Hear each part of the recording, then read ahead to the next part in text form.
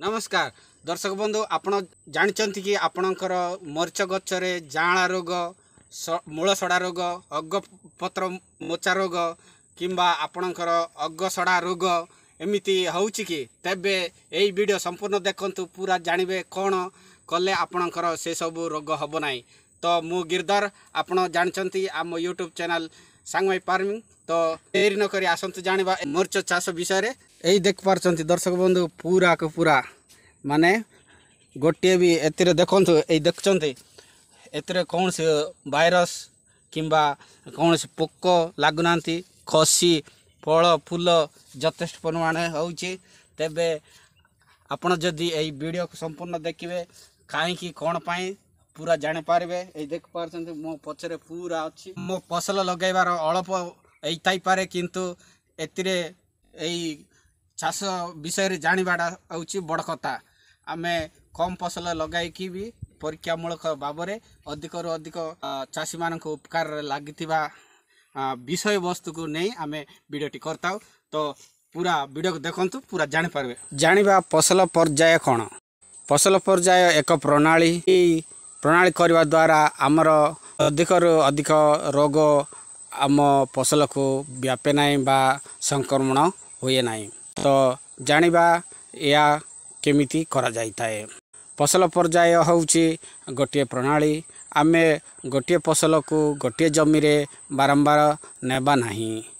अर्थात गोटे वर्ष आमे लंका नेबा आ परवर्ती वर्ष आमे लता जातीय फसल नेबा अर्थात जन्नी काकुड़ी किंबा आमर कलरा। पुणी तृतीय वर्ष आमे नेबा सेही जमी रे आमर मक्का किंबा कप्पा हरड़ फसल। खसी ही खसी देखुंती गॉड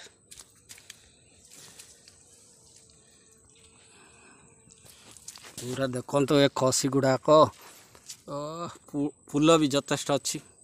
तेणु यहीपरी नेबा द्वारा आमर गोटे फसल रु अन्य फसल को व्यापुवा संक्रमण रोग अन्य फसल को दिए नहीं। अर्थात से फसल से वर्ष ही रोग नष्ट हो जाए।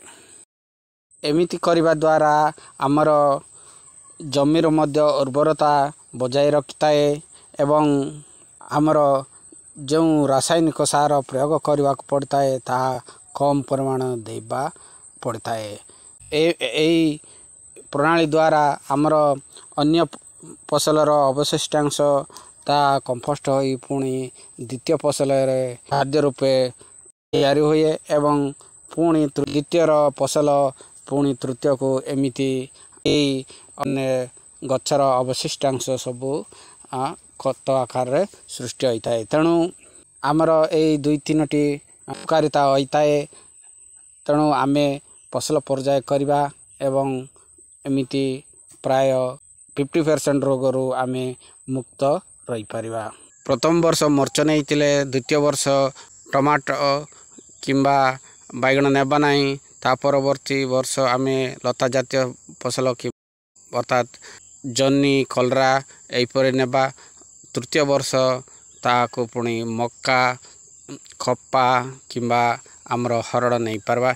एमिति चेंज करके नेबा द्वारा आमर आगवर्ती जो रोग रही ता द्वितीय वर्ष को यह व्यापी न थाए। आसंतु शुणा चाषी मोर कौन कहते मर्च को गोटे जगार लगे ना प्रति वर्ष अलग अलग ना यहाँ हूँ चेंज करचु प्लॉटा चेंज करचु वर्ष को मर्च लगेलु पुणी आउ वर्ष खांदल लगाऊचु। खांदल मान हरड़ हरड़ एमती चेंज करके लगाऊचु। आउ मर्च जदि गोटे प्लॉट करवा गोटे जगार करवा आम घास ही बेसी बहुत होता है आ रोग भी होता है। प्रति वर्ष चेंज करवा द्वारा घास मध्य कम थाए। आज्ञा एटा पूरा घास कम जाइए माने से घास होनी आउ रोग मध्य आसुनी ना आज्ञा। क्यों क्यों रोग आसना था जो आउ से ऊपर गछड़ा मूल सड़ा मुदा ଭାଇରସ୍ କୌଣସି ଆସିନଥାଏ। ଯଦି ଭାଇରସ୍ ଆସିଲେ କ'ଣ ସ୍ପ୍ରେ କରିବାର କିଛି ଅଛି କି? ଆଜ୍ଞା ଆଣୁଛୁ ଏମିତି ନୂଆ ନୂଆ କମ୍ପାନୀର ନୂଆ ନୂଆ କୀଟନାଶକ ଦେଉଛନ୍ତି ସ୍ପ୍ରେ କରୁଛୁ। ଏଥିରେ କିଛି ମାନେ ସ୍ପ୍ରେ କରୁଛନ୍ତି କି ନା ଗୋଟେ ଥର ହେଲେ ସ୍ପ୍ରେ କରୁନାହାନ୍ତି? ଥରେ ସ୍ପ୍ରେ କରୁଛୁ ଆଜ୍ଞା। ଆଉ କିଛି କରାଇନି? ନାଇଁ ଆଜ୍ଞା। ଆଉ ବହୁତ ବଢ଼ିଆ ଅଛି ଗଛଟା। ଏଇଟା କେତେ ଦିନ ପର୍ଯ୍ୟନ୍ତ ଚାଲିବ? ଆଜ୍ଞା ଏଇଟା ହେଉଛି 7 ମାସ 8 ମାସ ପର୍ଯ୍ୟନ୍ତ ଚାଲିବ ଆଜ୍ଞା। ମାନେ ବର୍ଷା ଚାଳିଲେ ପାଣି ଦେବାକୁ ପଡ଼ିବ? ଆଜ୍ଞା। ହେଲେ ଏବେ ଏଇଟା କେବେ ଲଗାଇଥିଲେ?